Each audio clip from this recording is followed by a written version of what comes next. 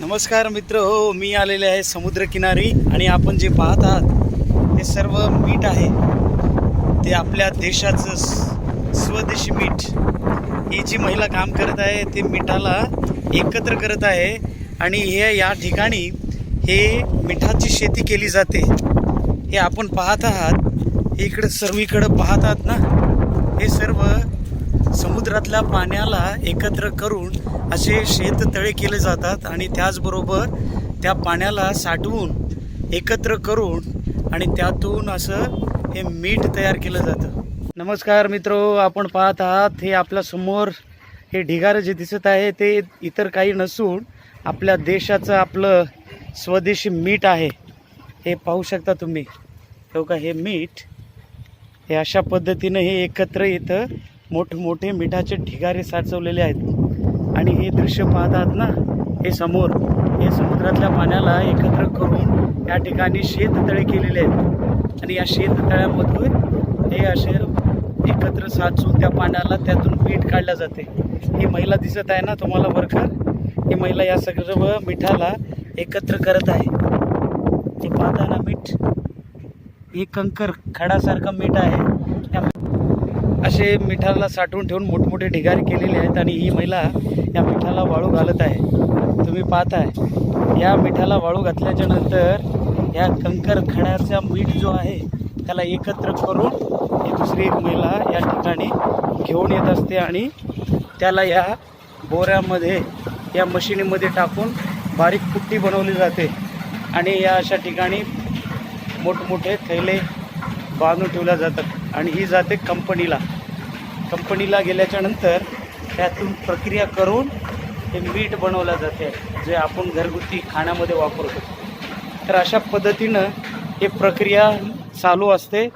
तुम्ही पाहू शकता या ठिकाणी किती मोठमोठे ढिगारे मिठाचे आहेत आणि हे मिठाचे शेततळे आहेत ज्यातून समुद्रातलं पाणी एकत्र करून या शेततळ्यामध्ये साचवलं जाते आणि त्यातून 1-2 महिन्याच्या नंतर एक प्रक्रिया झाल्याच्या नंतर त्यातून एक मीठ, आपल्या देशाचं मीठ असं सॉल्ट तयार होत असते. पाहू शकता तुम्ही या ठिकाणी 2 महिला वर्कर या मिठाला कशा पद्धतीनं वाळवत आहेत. वाळवून झाल्यानंतर त्याला या अशा थैल्यामध्ये पावड्यानं भरून टोपल्यामध्ये या ठिकाणी आणून याची पुट्टी बनवल्या जाते.